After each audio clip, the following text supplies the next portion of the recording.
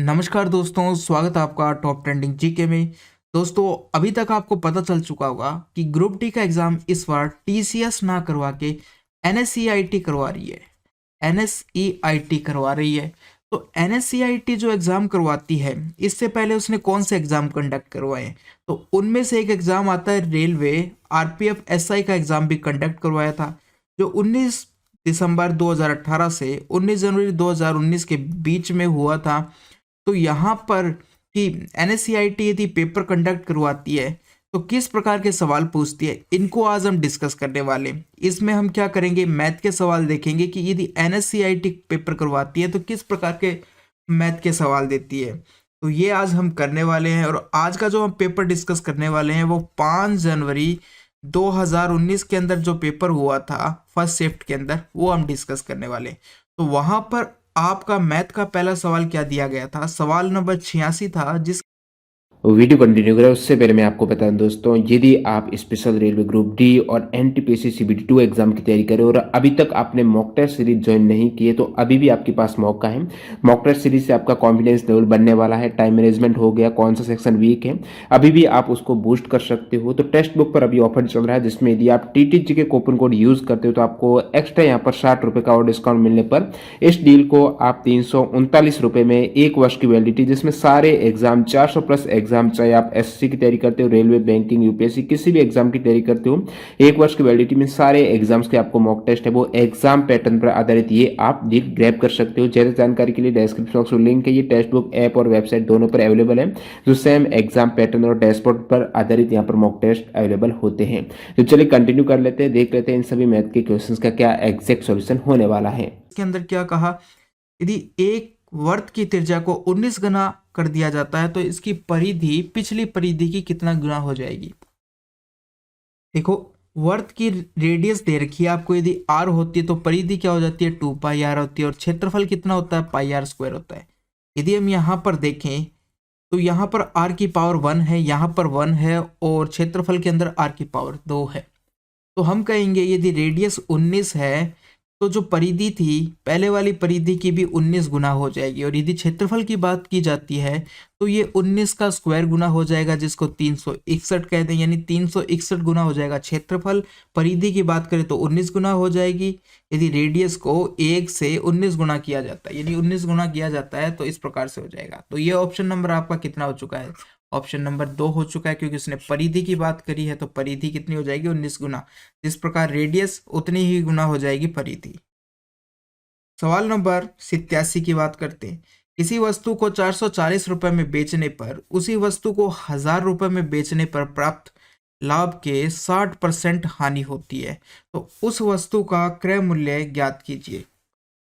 क्या कहा है कि देखो, ये कह रहा है 60% की हानि होती है, किसका, यानी कि 1000 रुपए में यदि हम किसी वस्तु को बेचते हैं, देखो 440 रुपए तो वो हानि में बेच रहा है, 1000 रुपए लाभ में बेच रहा है, क्रय मूल्य इन दोनों के बीच में कहीं होगा।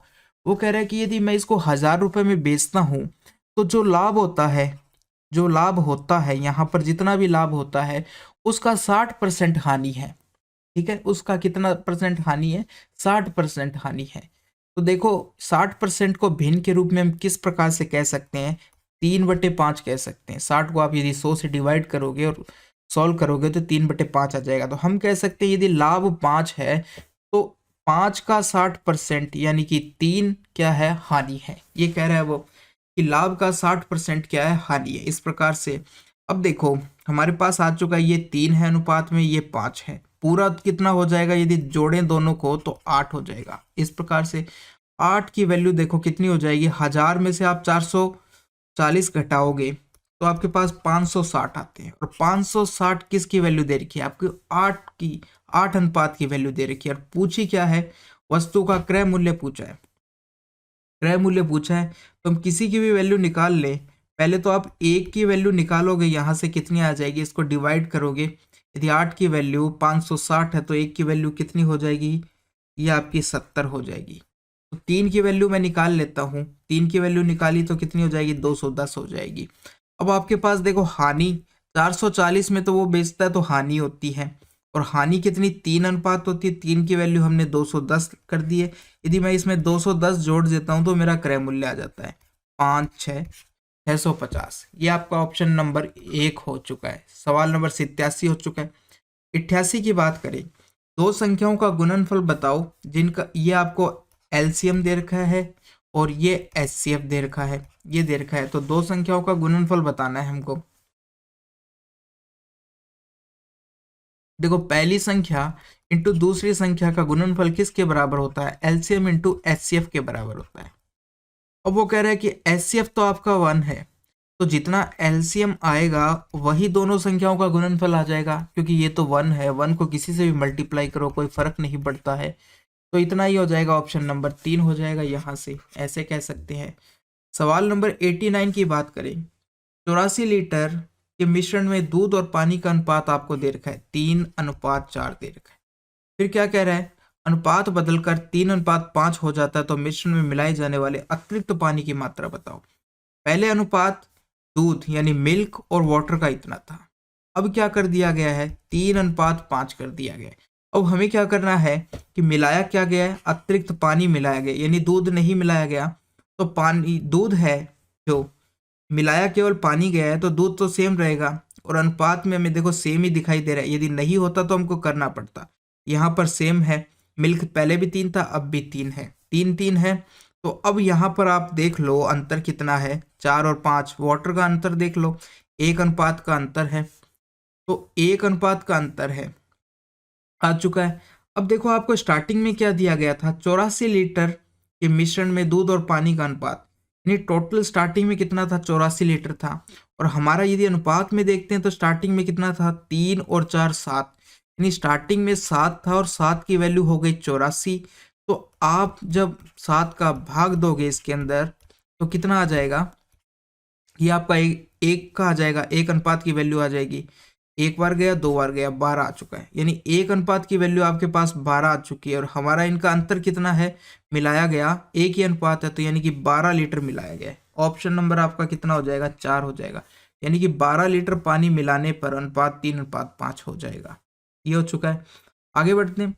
सवाल नंबर 90, मार्टिन ने अपने वेतन का 13%, एक तो 13% दीन दृष्टि लोगों के लिए काम करने वाले संस्थान को दान कर दिया है, 12% अनाथालय को कर दिया है, 14% शारीरिक रूप से विकलांग लोगों को कर दिया है, ठीक है, और 16% चिकित्सालय सहायता के करने वाली संस्था को वेतन की बची हुई राशि को 16% किसको कर दिया? चिकित्सालय सहायता करने वाले संस्थानों को कर दिया है। अब इसके बाद में जो बचा हुआ वेतन राशि है वो इतना है, मासिक खर्च के लिए बैंक में जमा करा देता है, यानी कि बचा हुआ उसके पास इतना है जिसको वो बैंक में जमा कर देता है। तो अनाथालय में दान की गई राशि का पता करें कि कितनी की गई। अनाथालय में 12%, यानी 12% की वैल्यू बतानी है हमें कितनी है। तो सबसे पहले सबको जोड़ लेते हैं। तो यदि आप जोड़ते हो टोटल कितना परसेंटेज के अंदर टोटल राशि होती है? 100 होती है। यहाँ पर 13 है, 12 है, 14 है, तीनों को यदि जोड़ते हो आप तो कितना हो जाएगा? हम कह सकते हैं कि 12 से स्टार्ट हुआ, 12 13 14, तो 13 का 3, 39 प्लस 16, 39 प्लस 16 यदि आप जोड़ते हो यह आपका आ जाएगा 15, एक 55, 55 आ चुका है, यानी 55 तो वो दे देता है। तो बचा कितना उसके पास? 45 बचा। अब 45 को वो जमा कराता है जिसकी वैल्यू आपको दे रखी है 42,500 दे रखी है। तो 1 अनुपात की वैल्यू यहाँ से आप निकाल दोगे। आप सबसे पहले किसका भाग दीजिए? 5 का भाग दे दो इसके अंदर। 5 से यदि काटोगे तो ये आपका जाएगा 5 एकम 5 8 है 40, 5 5 है 25, 5 5 है 25 और 0। और ये 45 जिसको नीचे लाए थे हम, इसको भी 5 से काटोगे तो 9 बार आएगा। वापस भाग दोगे 9 नम हो जाएगा 81 हो जाएगा। फिर बचा 45, 5 बार जाएगा और 0, 950 आ जाएगा। 1 अनुपात की वैल्यू आपके पास 950 आ चुकी। उसने 12% की वैल्यू पूछी है जो अनाथालय में दान किया गया था। तो 12 की वैल्यू कितनी आ जाएगी? 12 को आप 950 से मल्टीप्लाई करोगे तो 0 1, 12 5 60, 6 आई, 12 निम 108, 108 और 6 114, इतना आ जाएगा। 11,400 आ चुका है। ऑप्शन नंबर आपका 3 हो जाएगा। सवाल नंबर 91 की बात करते हैं। क्या दिया गया है, निम्न बार ग्राफ का अध्ययन कीजिए और उसके आधार पर प्रश्न का उत्तर दीजिए। एक पब्लिशिंग कंपनी की 5 शाखाओं की 2 क्रमागत वर्ष 2010 और 2011 में हुई पुस्तकों की बिक्री 1000 में दर्शाई गई है। वर्ष 2010 में सभी शाखाओं की बिक्री का औसत ज्ञात कीजिए। इसके अंदर 2010 में सभी शाखाओं की बिक्री का औसत निकालना है। यानी कहने का मतलब ये है, देखो ये जो नीली लाइन है इन सबको जोड़कर इनका औसत निकालना है। यहाँ पर कितना दे रखा है, 46 दे रखा है, 78 दे रखा है, 68, 57 और 91। इनको आपको जोड़ के और 5 से डिवाइड कर देना है। देखो या तो आप ऐसे जोड़ो 40 और 70, 4 7 11, 11 और 6 जोड़ोगे तो 170, 70, देखो 4 और 7 11, 11 और 11 और 6 17, 17 और 5 22, 22 और 9 31, तो 31 310। फिर लास्ट वालों को जोड़ते हैं, 6 और 8 हो गए 14, 14 और 8 22 हो गए। 22 में यदि 8 जोड़ते हो 22 और 8 30 हो जाएंगे, यानी 30 और जोड़ना है। 0 4 340 डिवाइड बाई 5 करोगे तो कितना आ जाएगा, 5 6 30 आ जाएगा, 5 8 40 आ जाएगा, यानी 68 आ चुका है इनका औसत। 68 ऑप्शन नंबर 2 हो जाएगा। सवाल नंबर 92। एक व्यक्ति साइकिल से 15 किलोमीटर प्रति घंटे की रफ्तार से छात्रावास से कॉलेज जाता है और 4.5 मिनट की देरी से पहुंचता है। यदि वो 20 किलोमीटर प्रति घंटे की साइकिल रफ्तार से चलता है तो 4.5 मिनट वो पहले पहुंच जाता है। तो छात्रावास और कॉलेज के बीच की दूरी बतानी है। ठीक है, तो देखो क्या है कि छात्रावास और कॉलेज के बीच की दूरी बतानी है, तो एक फॉर्मूला होता है, दूरी को हम डिस्टेंस डी से लिख देते हैं। पहली चाल S1 इंटू S2 बटे S1 minus S2 into time difference, ये वाला फॉर्मूला लगाएंगे। तो 15 थी एक तो चाल, एक 20 है चाल, ये 2 चाल हो चुकी है। अब यहाँ पर देखते हैं कि नीचे क्या आ जाएगा, इन दोनों का अंतर तो 5 आ जाएगा, और यहाँ पर टाइम डिफरेंस कितना आएगा, 4.5 मिनट देरी और 4.5 मिनट पहले। तो दोनों को क्या हो जाएगा, जैसे देखो एक्चुअल टाइम ये था, तो एक बार तो उसको इससे क्या था 4.5 मिनट कम लग रहा था, एक बार 4.5 मिनट देरी हो रही थी। तो इनका यदि अंतर देखते हैं तो दोनों जुड़ जाते हैं, तो हम कहेंगे टाइम डिफरेंस है वो कितना हो जाएगा, 9 हो जाएगा, क्योंकि एक बार ज़्यादा का है दूसरी बार कम का है। यदि दोनों कम होते तो घटते, मगर एक ज़्यादा है कम है इसलिए जुड़ गए हैं, तो 9 आ चुका है। मगर ये 9 किसके अंदर है, मिनट के अंदर है। ठीक है, 9 किस में है, मिनट के अंदर है। तो हमें क्या करना पड़ेगा, बाकी जितना भी डाटा है, देखो ये किलोमीटर प्रति घंटे में है, तो ये मिनट में दे रखा है, तो हमें 60 से डिवाइड करना पड़ेगा इसको घंटा बनाने के लिए। तो इसको 60 से डिवाइड कर दिया। अब देखो काटोगे आप, ये 20 से 60 3 बार कट जाएगा, 5 से 15 3 बार कट जाएगा, 3 से 3 कट जाएगा, हमारे पास डिस्टेंस 9 किलोमीटर आ चुकी। कितनी आ चुकी है, 9 किलोमीटर। ऑप्शन नंबर 3 हो जाएगा। सवाल नंबर 93 की बात करें। एक बॉक्स में 3 अलग अलग प्रकार के पुराने सिक्के 3 5 7 के अनुपात में, पुराने सिक्के का मूल्य है 1 रुपये, 5 रुपये और 10 रुपये, और जो कुल पैसे है वो इतने। तो 10 रुपये के सिक्कों की वैल्यू बतानी है हमें। सबसे पहले देखो ऐसे सवालों में क्या करते हैं, आप देख लीजिए किस किस के सिक्के हैं। 1 रुपये का है, 5 रुपये का है और 10 रुपये का है। सबसे पहले ये लिखना है। अब जो अनुपात दिया है, किसका दिया है, सिक्कों का अनुपात दिया है, तो हम लिख देते हैं 3 5 और 7 के अनुपात में सिक्के। अब एक अनुपात निकाल लिया, तो दूसरा, यदि सिक्कों का अनुपात दे रखा है तो मूल्य का, यदि मूल्य का दे रखा है तो सिक्कों का, दूसरा अनुपात निकालना है। अब देखो 1 रुपए के यदि 3 सिक्के हैं तो आपके पास कितने टोटल रुपए होंगे, 3 होंगे। इसी प्रकार से 5 रुपए के यदि आपके पास 5 सिक्के हैं तो आप कहोगे मेरे पास 25 रुपए है। और आपके पास 10 रुपए के यदि 7 नोट है तो आप क्या कहोगे कि मेरे पास 70 रुपए। तो मूल्य का अनुपात ये आ चुका है, सिक्कों का अनुपात ये था, मूल्य का अनुपात ये आ चुका है। अब आपसे क्या पूछा गया है, आपको दिया गया है 668 टोटल रुपए थे, तो हम इनको अनुपात को सबसे पहले जोड़ लेते हैं कि हमारे पास अनुपात में मूल्य टोटल कितना आ जाता है। अब जोड़ोगे तो ये आपका 98 आ जाएगा, और 98 की वैल्यू आपको 686 दे रखी है। अब देखो 98 किसका भाग दे इन दोनों के अंदर काटने के लिए। आप 98 को यदि देखते हो तो हमें पता है कि 98 किसका डबल है, 49 का डबल है। और 49 का मतलब 7 इंटू 7, यानी कि ये भी 7 से कटेगा, और क्योंकि इधर सारी वैल्यू पूरी पूरी आ रही है, ठीक है, पूर्णांक में आ रही है, तो ये भी 7 से कटेगा। तो आप सबसे पहले 7 से ही भाग दे के देख लो। जब मैं इसको 7 से काटता हूँ तो कितनी बार जाएगा, 7 निम्न आ जाएगा, ठीक है, 7 निम्न 63 आ जाएगा, फिर यहाँ 7 8 56, ठीक है। तो ये इस प्रकार कट चुका है। या फिर हम कह दें यदि इतना था तो 98 से ये 7 बार कट जाएगा। ये पता चल चुका है हमें, क्योंकि इसके टुकड़े यदि मैं 7 का भाग दे रहा था, 98 आ रहा था, तो 98 से काटूंगा तो 7 बार आ जाएगा, तो मैंने डायरेक्ट काट दिया, 98 से 7 बार कट चुका है। कट चुका है। अब आपको किसके सिक्के पूछे, 10 रुपए के सिक्के। कितने हैं, 7 अनुपात है। तो हम क्या करेंगे, हमारे पास एक की वैल्यू देखो 7 आ चुकी है, तो हमें इस 7 अनुपात की वैल्यू मल्टीप्लाई बतानी है कितनी है, यानी 7 की वैल्यू बतानी है। तो हम क्या करेंगे, हमारे पास एक अनुपात की वैल्यू 7 है, तो 7 से मल्टीप्लाई कर देंगे, यानी 49 हो जाएगा आपके पास। 10 रुपए के सिक्कों की संख्या कितनी हो चुकी है, 49 हो चुकी है। यदि वो 5 रुपए के सिक्कों की पूछता तो आप 5 को 7 से मल्टीप्लाई कर देते और ये आपका 35 आ जाता। तो हमें पूछा है 7 का 49 होगा, ऑप्शन नंबर 4 हो जाएगा।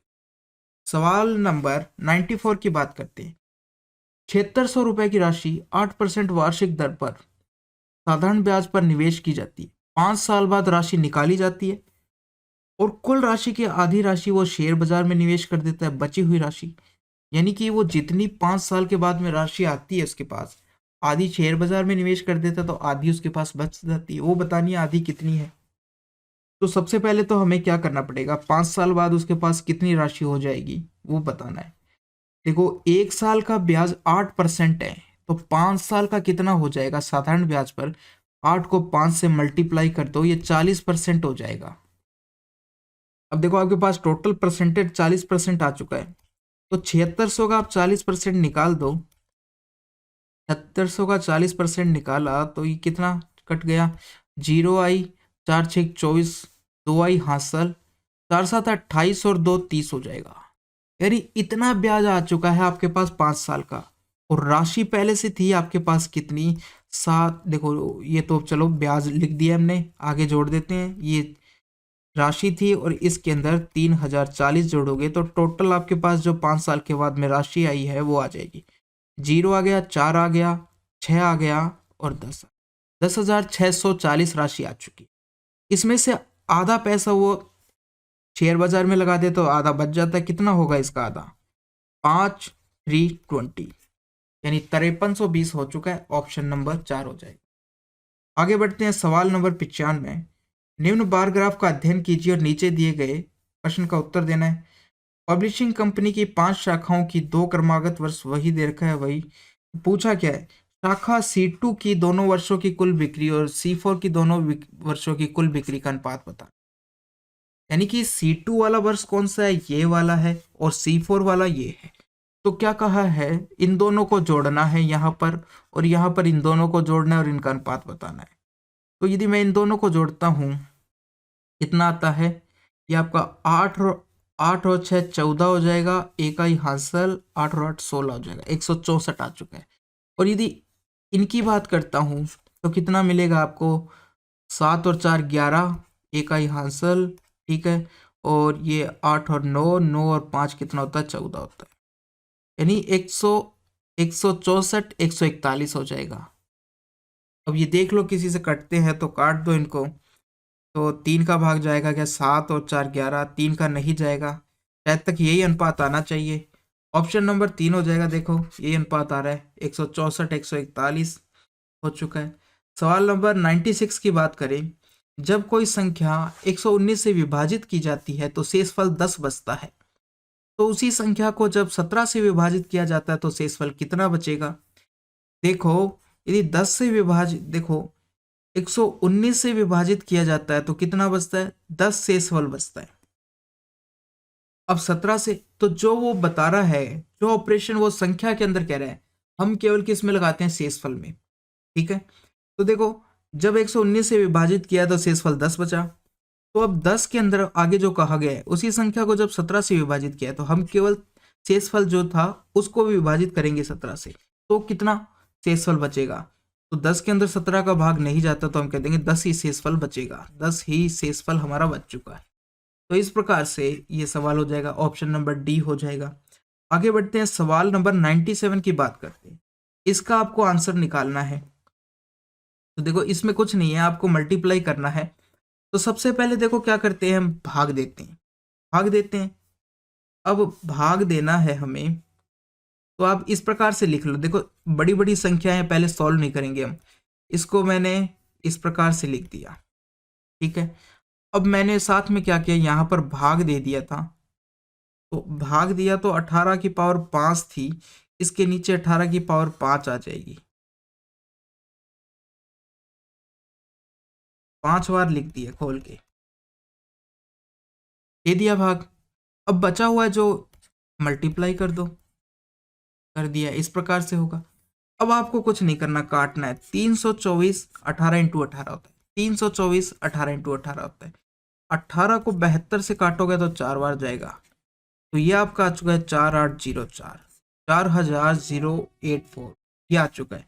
ऑप्शन नंबर डी हो चुका है। एक बार आप इसको खुद करके देखना बिना देखे, तो आप कर पाते हो क्या, इसी प्रकार से देखना, क्योंकि ये इतना जल्दी कटेगा नहीं, पहले आपको ऊपर नीचे लिखना पड़ेगा, कहीं आप लिखने में गलती मत कर देना। जैसे ये 1021 है, आप ये सोच लो कि 18 की पावर 5 का मल्टीपल है, तो आप नीचे लिख दोगे, तो वहां पर गलती हो सकती है। इसी प्रकार से आपको चेक करके देखना पड़ेगा, इसलिए इस सवाल को एक बार आप करके जरूर देखना।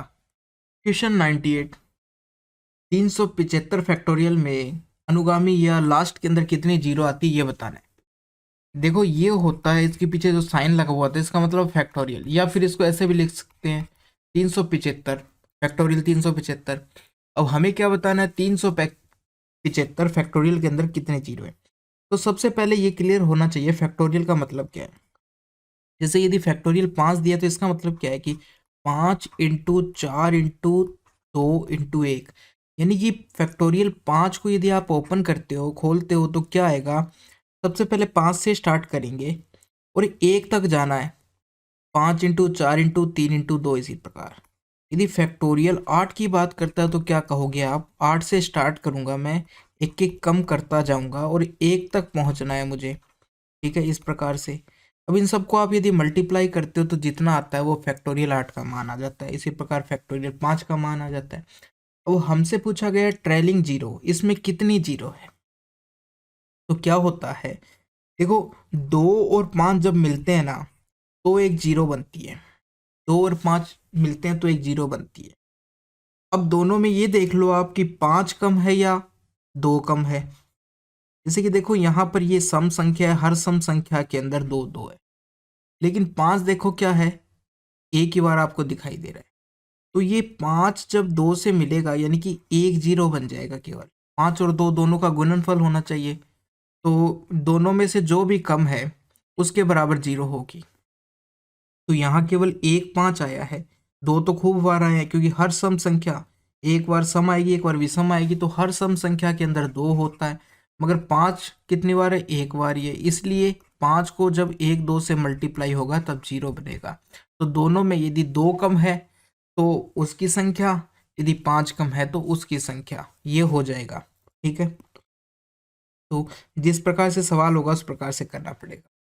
अब इस प्रकार के सवाल में देखो 375 के अंदर कितनी जीरो है ये पूछा गया है।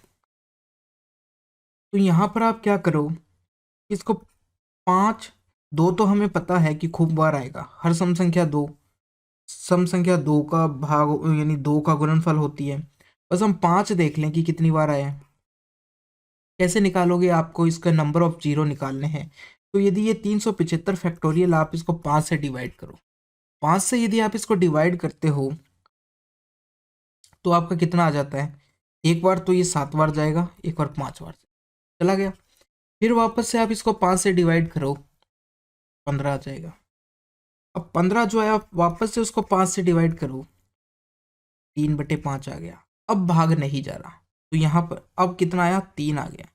अब वापस से यदि डिवाइड करते हो तो भाग नहीं जाता है, तो बस जहाँ तक भाग जाता है वहाँ तक दीजिए, और जितनी संख्याएं आई उन सबको अब जोड़ लो। 75 प्लस 15 प्लस 3 करोगे तो 93 आ जाएगा इन दोनों को जोड़ने पर। तो यही आपका हो चुका है कि कितनी जीरो आएगी, 93 जीरो आएगी। एक तरीका तो ये है। दूसरे तरीके की यदि बात करो तो देखो क्या होगा कि 375 की यदि हम बात करते हैं, 375 को आप 5 से भी डिवाइड करना है, और 375 को आपको 25 से भी डिवाइड करना है, और 375 को आपको 125 से भी डिवाइड करना है। यहाँ से भी डिवाइड करोगे तो जितना आएगा वो 93 ही आएगा। इस प्रकार से भी कर सकते हो आप। तो ये दोनों तरीके हैं। आगे बढ़ते हैं। सवाल नंबर 99 की बात करें। एक दुकानदार किसी वस्तु के क्रय मूल्य में 46% की बढ़ोतरी करके उस पर मूल्य अंकित करने के पश्चात उसकी बिक्री के लिए अंकित मूल्य पर 46% की छूट देता है, तो उसे होने वाले कुल प्रतिशत लाभ और प्रतिशत हानि ज्ञात कीजिए। एक दुकानदार किसी वस्तु के क्रय मूल्य में 46% की बढ़ोतरी कर कर उस पर मूल्य अंकित करने के पश्चात उसकी बिक्री के लिए कितने की, 46% की, यानी कि क्रय मूल्य से 46% अधिक किया। देखो मान लिया कि कुछ सीपी था, उससे 46% की बढ़ोतरी की उसने, और वो आ गया मार्क प्राइस आ गया। फिर मार्क प्राइस से उसने छूट दिया कितने का, 46% का, और आपका कितना आ गया, सेलिंग प्राइस आ गया। अब पूछा है कि आपको लाभ या हानि हुआ है वो कितना हुआ है। तो देखो ये क्या है, यहाँ पर पहले सीपी, सीपी से एमपी, और एमपी से फिर एसपी हुआ है। तो इस प्रकार के सवालों में हम क्या कर सकते हैं, कंपाउंड इंटरेस्ट का फॉर्मूला लगा सकते हैं। जहां एक के बाद एक वृद्धि हुई है या कमी हुई है, यानी कि परसेंटेज चेंज क्या हुआ है, एक के बाद एक हुआ है, वहां पर हम कंपाउंड इंटरेस्ट का फॉर्मूला लगा सकते हैं। तो यहां देखो x plus Y plus X into Y बटे 100 करो, साइन के साथ वैल्यू लिखनी है -46, और 46 को 46 से मल्टीप्लाई करोगे तो कितना आ जाएगा, 45 का 20 25 होता है, 21 16 हो जाएगा। ठीक है, ये हो चुका है। अब इन दोनों को करोगे तो ये घट के 0 आ जाएगा, और यहाँ से कितना बचेगा आपके पास, 21.16 बचेगा। ये लो 21.16% टोटल उसको हानि हुई है क्योंकि माइनस आया। तो ये आपका ऑप्शन नंबर कितना हो चुका है, डी हो चुका है। इस प्रकार से करोगे तो 2 मिनट के अंदर हो जाएगा। सवाल नंबर 100 की बात करें। शीशे के वर्ग के टुकड़े का संपूर्ण क्षेत्रफल आपको इतना दे रखा है, जो कि मेज के ऊपर रखा जाता गया है। मेज और कांच के टुकड़े की धार के बीच की चौड़ाई 9 सेंटीमीटर है, तो मेज की लंबाई बताइए। देखो क्या है, वो कह रहा है कि कांच का टुकड़ा है ना वो चौकोर है, पहली बात तो वो ये कह रहे हैं। अब मेज देखो किस प्रकार से रखते हैं, एक कांच का टुकड़ा है, वो क्या है, ये मेज का फ्रेम है, ये चारों मेज इसके लकड़ी का फ्रेम है, और बीच में ये कांच रखा हुआ है इस प्रकार से। अब वो कह रहा है कि ये जो चौड़ाई है ना, यहां से लेकर यहां तक की जो चौड़ाई है ना, ये आपको 9 दे रखी है, 9 सेंटीमीटर दे, और शीशे का जो क्षेत्रफल है ना वो 1444 दे रखा है बीच वाले का। तो अब 1444 किसका स्क्वायर है, तो आप देखो देखो कि 1225 होता है इसका, 35 का स्क्वायर 1225 होता है। अब आप इससे आगे चलोगे ना, ये तो 1225 हो गया है 35 का स्क्वायर। अब इसके बाद में 13 12 12 96 आता है 36 का, तो ये 38 का स्क्वायर हो जाएगा। ठीक है, 38 का स्क्वायर हो जाएगा। नहीं होगा तो फिर आप वैसे भी निकाल सकते हो कि 1444 है, पीछे से 2 2 के टुकड़े बना लो। 4 किस किस के लास्ट के अंदर आता है, या तो 2 को 2 से मल्टीप्लाई करने पर आता है, या फिर 8 का स्क्वायर करोगे तो आता है, इस प्रकार से आता है। अब 14 से छोटा स्क्वायर की यदि बात करते हैं तो किसका होता है, वो आपका 9 होता है, जो कि 3 का है, या तो 38 हो सकता है या 32 हो सकता है। अब आप इसके बीच में एक 35 संख्या आती है, 35 का स्क्वायर निकालना आसान है, वो निकाल लो, पता चल जाएगा आपका कि ये 35 से बड़ा है या छोटा है, 35 के स्क्वायर से बड़ा है या छोटा है। तो 35 का स्क्वायर 1225 आता है।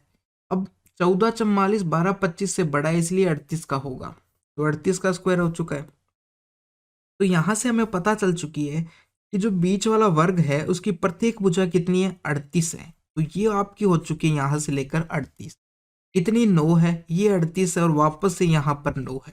तो हम कह सकते हैं कि दोनों साइड 9 9 जुड़ गई है 38 के अंदर, तो पूरी मेज की लंबाई चौड़ाई हो जाएगी, क्योंकि मेज भी क्या है, तो वर्गाकार होगी।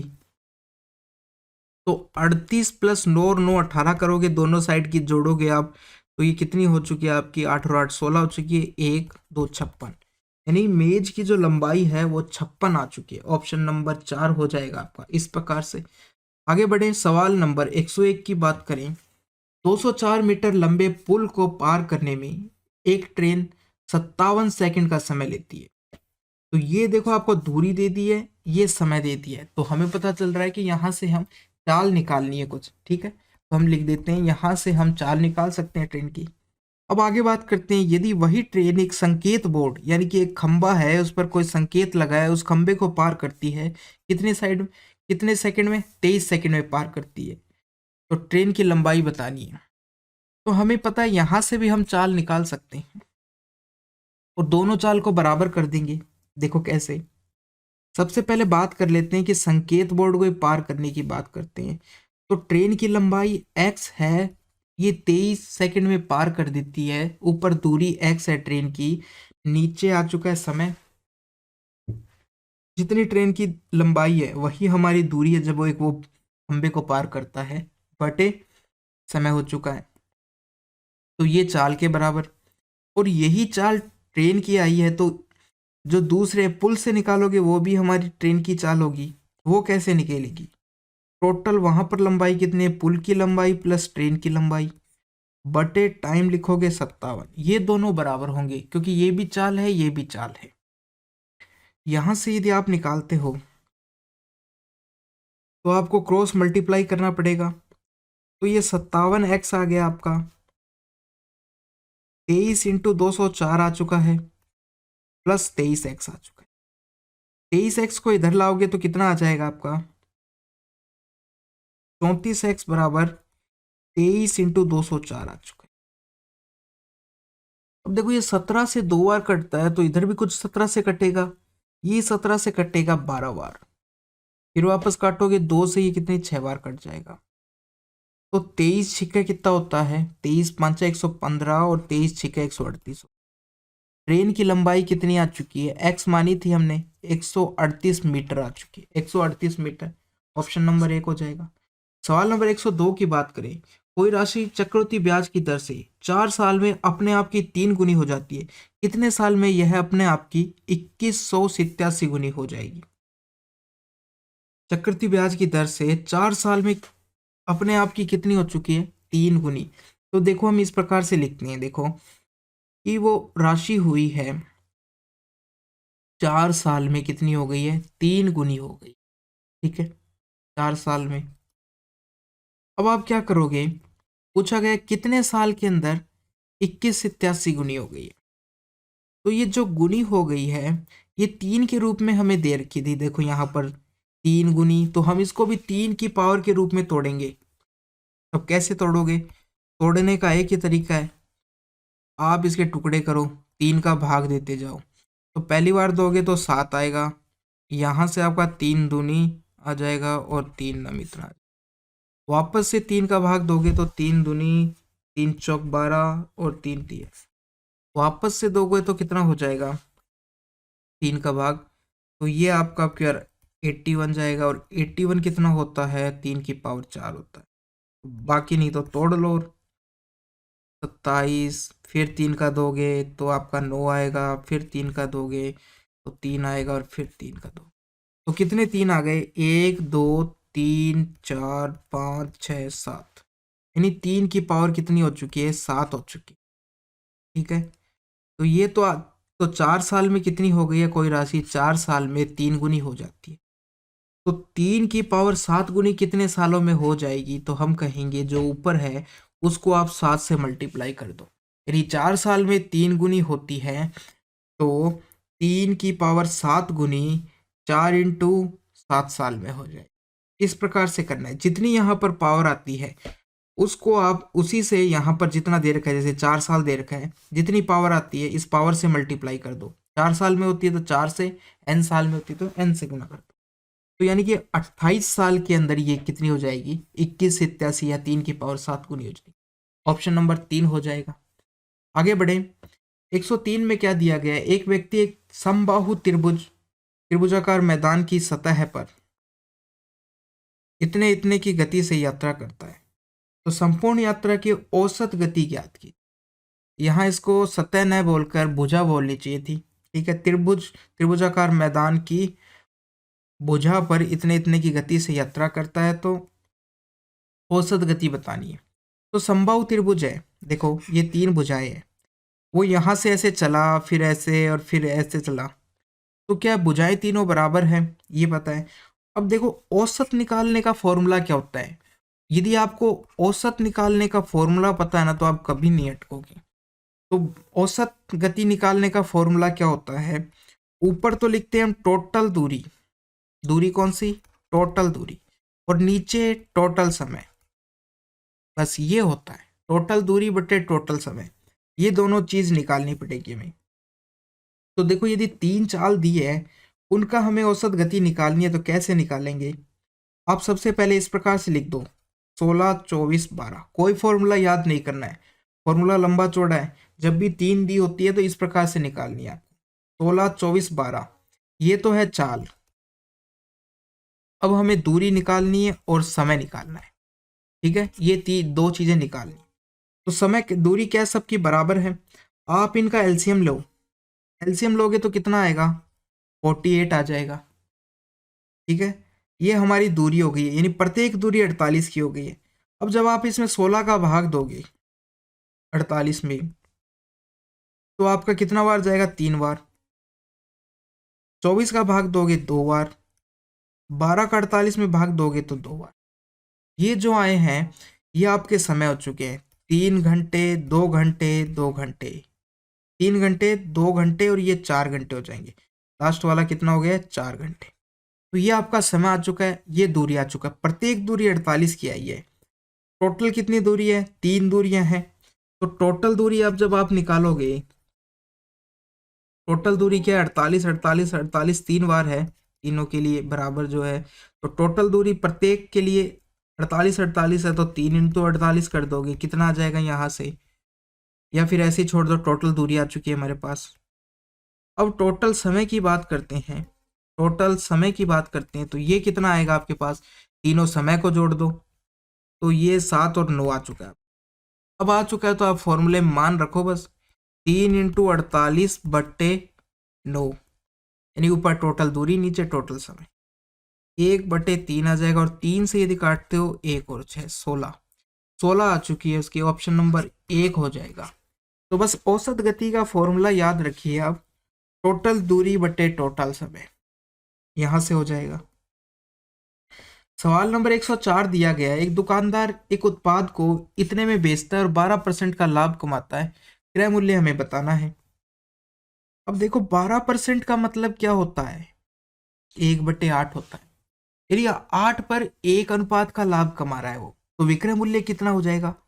यदि 8 क्रय मूल्य है तो 1/9 हो जाएगा विक्रय मूल्य, इस प्रकार से हो जाएगा, 1/9 हो जाएगा विक्रय मूल्य।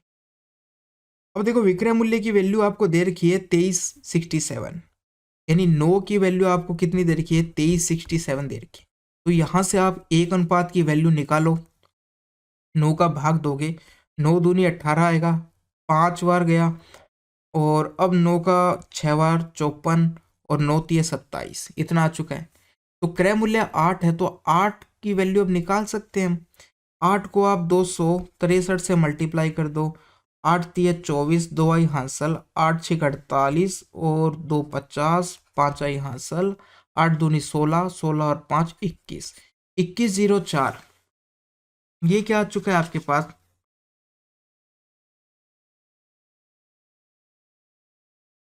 आधे के बराबर। अब क्या कौन सी राशि पूछी है, क्रय मूल्य नहीं पूछा, पहले क्रय मूल्य निकालो और उसका आधा बताना है हमें। तो इसका आपको क्या करना पड़ेगा, आधा करना पड़ेगा। देखो 104 है लास्ट में, उसका आधा तो होता है 52, और 2000 का आधा कितना हो जाएगा, 1000, तो 1052 हो जाएगा, ऑप्शन नंबर आपका 1 आ जाएगा। इस प्रकार से आमिर ने 4 बच्चों के बीच 875 उपहार बांटे, पहले बच्चे का हिस्सा दूसरे बच्चे के हिस्से से दुगना, तीसरे बच्चे के हिस्से के 3 गुना, चौथे बच्चे के हिस्सों के 4 गुने के बराबर है। ठीक है, वो क्या कह रहा है कि पहले बच्चे को है ना, पहले बच्चे का हिस्सा दूसरे का तो दुगना है, यानी पहले बच्चे का हिस्सा यदि दूसरे से बात करें तो दुगना है, पहले बच्चे का हिस्सा ही तीसरे से यदि बात करें तो 3 गुना है, पहले बच्चे का हिस्सा चौथे बच्चे के रिस्पेक्ट में बात करें तो चौथे बच्चे से 4 गुना है, ये कह रहा है वो। तो पहले दूसरे द्वारा प्राप्त उपहारों का योग बताना है। अब देखो हमारे पास ये अनुपात दे रखे हैं, तो हम कैसे निकालेंगे इनको? आप क्या करो, ये जो तीनों हैं इनको एलसीएम ले लो, जिससे मान भिन्न में नहीं आएगा। तो तीनों का एलसीएम लोगे तो कितना आ जाएगा? 12 आ जाएगा। अब चलो हम नया अनुपात लेते। मैंने मान लिया कि ए है जो पहला बच्चा है उसका हिस्सा 12 अनुपात है, तो बी का इससे आधा है यानी 6 कह देंगे। ठीक है, इस प्रकार से हो गए। सी का क्या है? इससे तीसरा हिस्सा है, यानी सी का ये 3 गुना है तो 3 का भाग दोगे यानी तीसरा हिस्सा। और डी का 4 गुना है तो डी यानी चौथा हिस्सा हो जाएगा इसका, यानी 4 का भाग दोगे तो 3 आ जाएगा। ये अनुपात हमने एक अनुपात में व्यक्त कर दिए सबको। अब देखो टोटल कितने थे? 4 बच्चों के बीच में 875 है, तो सबको यदि आप जोड़ो कितना हो जाएगा? ये हो चुके 10, 10 और 15 कितना हो जाएगा? 25 हो जाएगा। 25 अनुपात की वैल्यू आपको 875 दे रखी है, तो एक की वैल्यू कितनी हो जाएगी? ये 75 हो जाएगा, और फिर 5 125, यानी एक अनुपात की वैल्यू आपके पास 35 आ चुकी है। एक अनुपात की वैल्यू 35 आ चुकी है। अब उसने पूछा है पहले और दूसरे बच्चे के बीच में जो उपहार बांटे गए हैं उनका योग बताइए। 12 और 6 बांटे गए अनुपात में, तो ये हो जाता है 18। 18 की वैल्यू आपको बतानी है, एक की वैल्यू 35, तो 18 को 35 से मल्टीप्लाई करोगे तो कितना आएगा? कितना आएगा? 18 5 है कितना? 90, 9 आई हासिल, 18 थी 54, 54 और 9 कितना हो जाएगा? 63, 630 हो जाएगा। ऑप्शन नंबर 2 हो जाएगा। इस प्रकार से करना है। आगे बढ़े। एक उपहार बॉक्स में 10 चूड़ियां हैं। पहली 4 चूड़ियों का औसत वजन 57 ग्राम है, बाकी 6 चूड़ियों का औसत वजन 58 ग्राम है, तो सभी चूड़ियों का औसत वजन कितना है? देखो इस प्रकार से दिया हुआ आपको, टोटल 10 चूड़ियां है, बॉक्स है, 10 चूड़ियों के बॉक्स है। पहले 4 का कितना है वजन? 57 ग्राम औसत वजन है। ठीक है, और अगले 6 का औसत वजन कितना है? 58 है। और टोटल का जब आपसे पूछा जाए तो आप क्या करो, दोनों में कम कौन से हैं? 57 कम है, तो इसको भी आप 57 के रूप में तोड़ दो, यानी 57 + 1 कर दो। अब यदि मैं बात करूं, दोनों 57 हो गए हैं, यानी इन 4 के पास भी 57 है और इनका भी औसत 57 हो गया है, तो हम ये तो कह सकते हैं कि 10 के पास 57 तो आएंगे ही आएंगे। अब एक बचा है यहाँ पर, यानी 58 औसत था, 57 को तो हमने कर लिया है कि सबको 57 57 मिले 10 को। अब एक बचा है यहाँ पर, कितने थे टोटल? औसत में एक बच चुका है, 6 थे, प्रत्येक का यदि एक एक बचा तो 6 को टोटल कितना बच चुका है? 6 बच चुका है। अब ये जो 6 बचा है इसको अब आप क्या करो, यदि टोटल का निकालना है तो टोटल में डिवाइड कर दो 6 को। 10 टोटल 10 है लोग हैं, तो 10 में डिवाइड कर दो आप। 10 में यदि डिवाइड करोगे तो 0.6 प्रत्येक के हिस्से में आएगा, तो 57 तो सबके हिस्से में आ चुका है, अब 0.6 और आएगा, 57.6 आ चुका है। ये हो चुका है प्रत्येक का टोटल। यदि 10 की बात करते हैं तो यदि दोनों को मिला देते हैं तो पूरों का औसत इतना हो जाएगा। सबसे पहले क्या किया, दोनों में छोटा था उतना मान लिया कि सबको उतना उतना मिला है, 57 औसत है सबका। ठीक है, ये हो चुका। फिर अब क्या हुआ, 57 माना तो यहाँ 58 था, एक बच चुका है, किस में? प्रत्येक में। औसत क्या है? प्रत्येक का, तो एक बच चुका है, तो 6 लोगों में कितना बचा? 6 बचा, तो 6 को अब आपको पूरों में बांटना पड़ेगा 10 लोगों में, तो 10 से डिवाइड कर दिया तो प्रत्येक के हिस्से में 0.6 आया, तो यही औसत होता है। 0.6 और बढ़ा दो सबको, तो 57.6 हो गया। सवाल नंबर 107। एक बॉक्स में रखी 71 नोटबुक का औसत वजन 7.1 kg है। जब बॉक्स में एक नई नोटबुक रखी जाती है तो औसत वजन 7.2 kg हो जाता है। तो नई नोटबुक का वजन बताना है।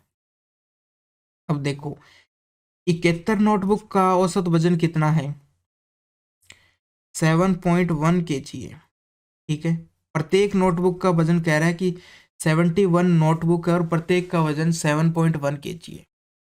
अब जब इसके अंदर एक नई नोटबुक रखी जाती है तो कितनी हो जाएगी नोटबुक? अब 72 हो जाएगी। और प्रत्येक का वजन कितना हो जाएगा औसत की बात करें तो 7.2 हो जाएगा। 7.2 हो जाएगा। ठीक है। तो पूछा है कि जो नई नोटबुक है उसका वजन बताइए आप। तो नई का वजन कैसे बताएंगे? देखो, नई नोटबुक आने से प्रत्येक को कितना कितना एक्स्ट्रा मिला? 0.1 प्रत्येक को एक्स्ट्रा मिला है। ठीक है, प्रत्येक को एक्स्ट्रा मिला है। कितने लोगों को एक्स्ट्रा मिला है? 71 लोगों को एक्स्ट्रा मिला है। ठीक है, प्रत्येक पहले 7.1 था, 71 लोग, अब 0.11 एक्स्ट्रा मिल गया और 7.2 हो गए। ठीक, तो यहाँ से कितना एक्स्ट्रा है ये निकाल सकते हैं। प्रत्येक को 0.1 एक्स्ट्रा मिला है, 71 को कितना मिला है टोटल, तो 71 से मल्टीप्लाई कर दिया है, तो ये 7.1 सबको टोटल मिलाकर एक्स्ट्रा मिला है। एक तो ये हो चुका है। अब 71 को तो मिला है, मगर 72 यानी नए वालों का कितना है औसत? 7.2 ही है। 7.2 और जोड़ दोगे इसमें आप, यानी कि देखो, पहले 71 बच्चे थे, यहाँ 72 क्यों हुआ? क्योंकि एक नई नोटबुक आई है। तो नई नोटबुक को यदि हम निकाल दें 7.2, तो बाकी कितना बचेगा?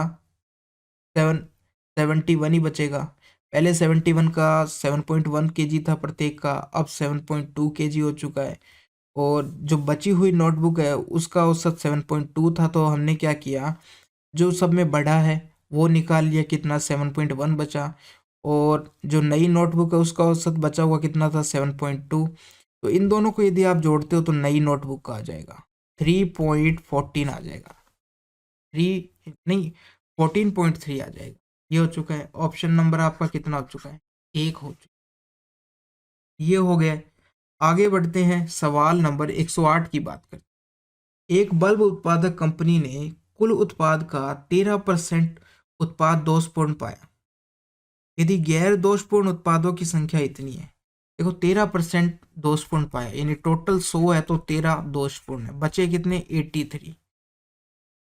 तो गैर उत्पाद इतने हैं, पूछा है दोषपूर्ण कितने होंगे। तो आपको जो ये 4959 दिया है, ये 83 की वैल्यू दी है, और पूछा है 13 की वैल्यू कितनी होगी। बस आप इसको सॉल्व कर लो। अब देखो, यहाँ पॉइंटों में मान नहीं है, यानी कि पूरा पूरा भाग जाएगा। तो 83 से जब आप इसको भाग दोगे, 83 क्या 87 बचेगा, 87 आएगा यहाँ, क्योंकि 13 ये हो गए। अब 100 में से 13 घटाओगे तो 87 बचेगा। 87 देखो अब 29 से कटता है, तो 29, 87 में 29 का भाग पूरा पूरा जाता है, 29 का 3 बार जाएगा, तो यहाँ भी 29 का भाग दे लो। 29 एकम 29 हो जाएगा। अब कितना बचा? 2, यहाँ 0 आ गया, यहाँ 5 आ गया। अब बात करें तो ये आपका जाएगा 7 बार, 203 आ जाता है 29 के पाड़े में, और फिर एक बार 171 आ चुका है। वापस से भाग दोगे तो 3 5 है 15, और 3 7 है 51, इतना हो जाएगा। 3 7 है 21। ठीक है, तो 57 इंटू 13 आ चुके हैं। अब इनको मल्टीप्लाई करना है हमको। 13 7 है, 13 7 है, कितना होता है? कितना होता है? 91, 9 आ जाएगी हासिल। 65 और 9 कितना हो जाएगा? 65 और 9 74 हो जाएगा। तो 741 आ जाएगा। ऑप्शन नंबर कितना हो जाएगा? सी हो जाएगा। 109 की बात करते हैं, एक्स का मान बताना है। तो आप क्या करो, इन सब का आप जब एलसीएम लोगे, एलसीएम लोगे तो कितना आएगा? 10 आ जाएगा। 5 2 यहाँ आ जाएगा आपके पास। देखो एक्स सब में है तो मैं पहले ही एक्स को कॉमन ले लिया है। यहाँ आ जाएगा 4, यहाँ कितना? 3 ही रहेगा। यहाँ 5 का भाग 2 और ये 6 हो जाएगा। इतना बचेगा। इधर 531 है। अब इन सबको जोड़ोगे आप, ये 7 माइनस 1, 1/10 आएगा। एक्स बराबर करोगे तो इतना हो जाएगा। ऑप्शन नंबर सी हो जाएगा। Option number C. सवाल नंबर 110 की बात करें, विवल ने फ्रेंच में 80 में से 72 अंक प्राप्त किए, अंग्रेजी में 110 में से, अंग्रेजी में 100 में से 91 अंक प्राप्त किए, स्पेनिश में 70 में से इतना इतना प्राप्त किए।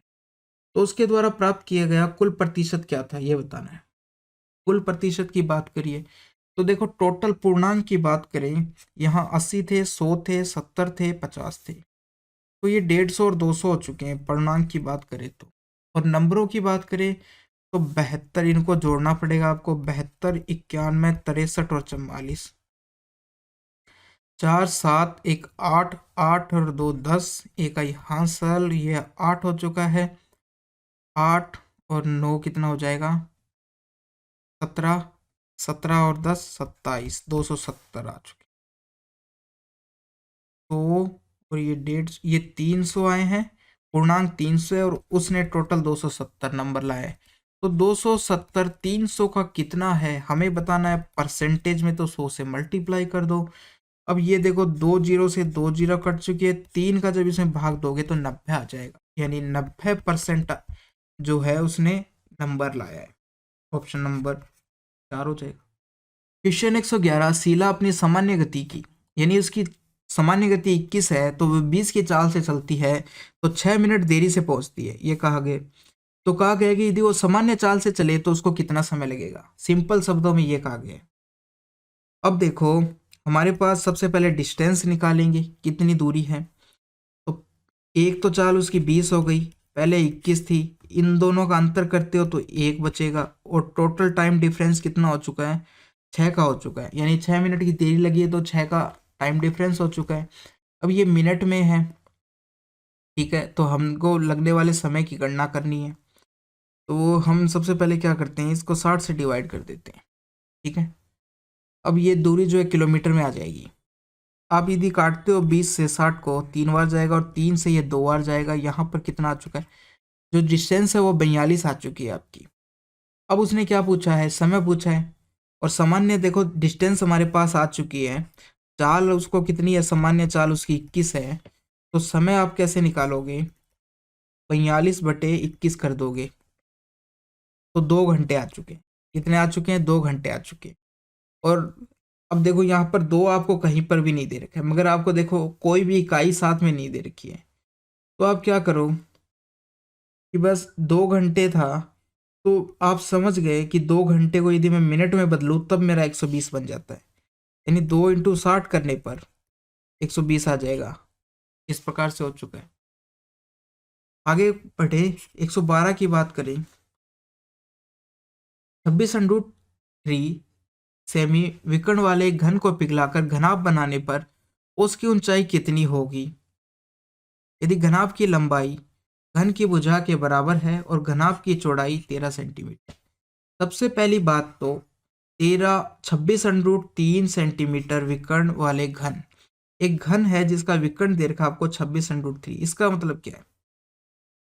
देखो, यदि घन की भुजा ए होती है, घन की भुजा यदि ए होती है तो विकर्ण कितना होता है? विकर्ण हो जाता है a√3 हो जाता है, ये होता है। भुजा देखो, अब आपको विकर्ण दे रखा है 26√3 दे रखा है, इसका मतलब क्या है?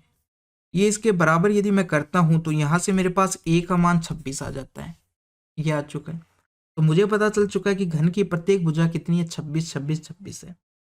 और वो कह रहा है कि घन को पिघलाकर घनाभ बनाया गया, यदि दोनों का आयतन बराबर होगा, तब यदि आयतन बराबर है तो घन का आयतन कितना होता है? लंबाई इंटू चौड़ाई इंटू ऊंचाई, यानी सब भुजाएं बराबर होती है।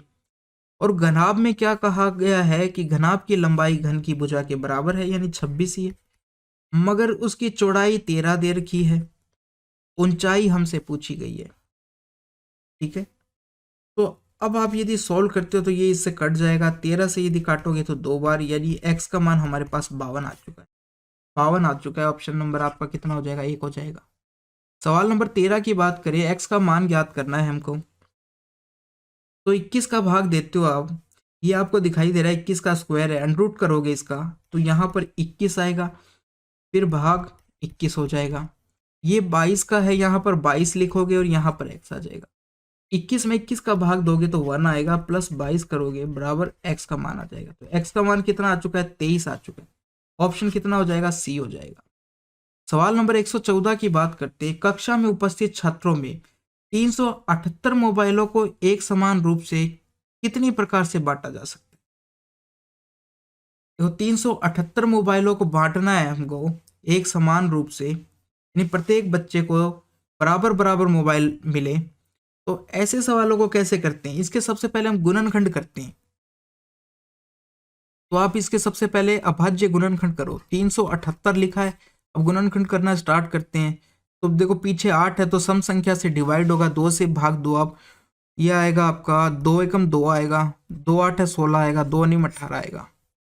अब 3 से दोगे, 3 6 3 3 है, वापस 3 से दोगे तो 21 बार जाएगा, फिर 3 से दोगे तो 7 बार जाएगा, अब 7 से दोगे तो 1 बार, यानी 2 कितनी बार है, 1 बार।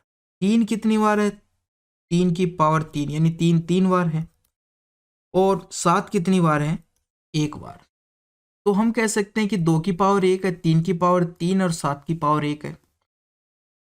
अब हमें बताना है कि कितने रूप से समान रूप से बांटा जा सकता है। तो आप क्या करोगे, इनका गुणनखंड निकालने कि कितने गुणनखंड होते हैं, वही सवाल है ये। तो 2 की पावर यदि 1 है तो 1 अधिक करोगे तो 2 हो जाएगा, 2 हो गया। इसी प्रकार से 3 को यदि आप 1 अधिक करोगे तो कितना हो जाएगा, 4 हो जाएगा। जो ये पावर है उनको करना है। 7 की पावर कितनी है, 1 है, उसको 1 अधिक करोगे तो कितना हो जाएगा, 2 हो जाएगा। यानी कि जो पावर है उनमें एक एक जोड़ना है आपको। तो 2 इंटू 4 इंटू 2 हो चुका है हमारे पास। इनको जब आप मल्टीप्लाई करोगे 8 दूनी 16 हो जाएगा। यानी कि इतने प्रकार से बांटा जा सकता है, या इतने गुणनखंड पूछते तो भी यही होता। दोनों की बात यही है, 16। ऑप्शन नंबर आपका कितना हो जाएगा, बी हो जाएगा। सवाल नंबर 115 की बात करें। अंग्रेजी मूल की कंपनी की एक सहयोगी परियोजना में 629 पुरुष और 629 महिला कर्मचारी, सभी कर्मचारियों के द्वारा अटेंड किए गए कॉल का औसत कितना है, 72 है। एक पुरुष कर्मचारी द्वारा प्रतिदिन औसत 72 कॉल अटेंड किए जाते, तो महिला कर्मचारी द्वारा औसत कितने कॉल अटेंड किए जाएंगे। वो कह रहा है कि टोटल जो का औसत ना जो 72 है, और पुरुष और महिलाओं की संख्या बराबर है, उनका औसत भी 72 है। तो महिला बची है तो उनका भी औसत 72 होगा, क्योंकि टोटल का भी 72 है, पुरुष का भी 72 है, तो महिला का भी 72 होगा। तो ऑप्शन नंबर 1 हो जाएगा यहां से। तो सवाल नंबर 116 की बात करें। स्टेशन मास्टर निर्णय करता है कि आयताकार डिजिटल बोर्ड की लंबाई में 4% की वृद्धि कर दी और चौड़ाई में 6% घटा दिया गया, तो कुल क्षेत्रफल में कितना परिवर्तन आएगा। तो दो कुल परिवर्तन कैसे निकाल सकते हो आप, तो आप क्या, लंबाई को बढ़ाना है 4% और चौड़ाई को घटाना है, इन दोनों को मल्टीप्लाई करोगे तो 24/100। तो यहाँ से घटाने से तो -2 आ चुका है, और यहाँ से कितना आ चुका है, 0.24 का माइनस आ चुका है। तो टोटल कितना हो चुका है, -2.24 हो चुका है। यानी कि हम कहें हानि हो चुकी है उसको 2.24% की हो चुकी है। ऑप्शन नंबर कितना हो चुका है, सी हो चुका है। सवाल नंबर 17 की बात करें। चक्रवृद्धि ब्याज और साधारण ब्याज पर 2 वर्षों के लिए निवेश की गई समान राशि पर अर्जित ब्याज के बीच का अंतर 76 है। यदि ब्याज दर 4% वार्षिक हो तो निवेशित राशि बतानी है। तो आपको 2 साल के ब्याज का अंतर दे रखा है, साधारण ब्याज और चक्रवृद्धि ब्याज दर दे रखी है, आपसे राशि पूछी गई है। तो क्या होता है, अंतर बराबर आपके पास फॉर्मूला होता है PR/100 का होल स्क्वायर होता है। ये आपको 76 दे रखा है, P आपसे पूछा गया है, R आपको 4 दे रखा है, 4/100 का होल स्क्वायर दे रखा है, ये दे रखा है। तो यदि मैं P को एक साइड रखता हूँ तो 76 के नीचे कितना आ जाएगा, उल्टा हो जाएगा, ये 2/4 का होल स्क्वायर हो जाएगा, इतना आ जाएगा। ठीक है, इतना हो चुका है। यानी कहने का मतलब ये 100 इंटू 100 खोलते हैं तो, और नीचे 4 इंटू 4 हो जाएगा। 4 से यदि आप 76 को काटते हो तो ये 19 बार जाएगा, 19 38 76 हो जाता है। और यदि 100 को काटता हूँ तो ये 25 बार जाता है। 19 को यदि आप 25 से मल्टीप्लाई करते हो और पीछे 2 जीरो लग जाएगी, 25 निम्न कितना होता है, 225, 22 आई हासिल, और 25 एकम 25 और 22 कितना हो जाएगा, 43 हो जाएगा। यानी 47,500 ऑप्शन आ जाएगा, ऑप्शन बी आ जाएगा। 118 की बात करते हैं। तो अब इन सबको जोड़ घटाव करना है, तो ये सवाल आप खुद करेंगे। सवाल 119 की बात करते हैं। निम्न बार ग्राफ का अध्ययन कीजिए और उसके आधार पर प्रश्न का उत्तर दीजिए।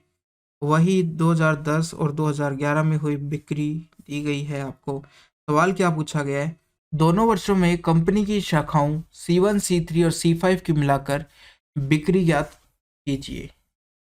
तो क्या है, C1 तो देखो ये है, C3 ये है और C5 ये, इन तीनों को जोड़ना है दोनों साल। तो 74 को 46 से यदि आप जोड़ते हो, 10 एक आई हासिल 11 और 1 12, 120 हो जाएगा। 72 को 68 से जोड़ते हो तो ये 10 एक आई हासिल 7 और 7 14 हो जाएगा। 91 को 78 से जोड़ते हो तो कितना आता है, 8 और 1 9 आ जाता है, और 8 और 8 16 हो जाता है। तो 120, 140 और 169, तो 9 आ चुका है, 10 और 2 12 आ चुका है, एक आई हासिल 429 आ चुका है कुल टोटल इनका। 429 ऑप्शन नंबर सी हो जाएगा। सवाल नंबर 120, हमीद, क्लीमेंट और गणेश के वेतन का अनुपात आपको दे रखा है।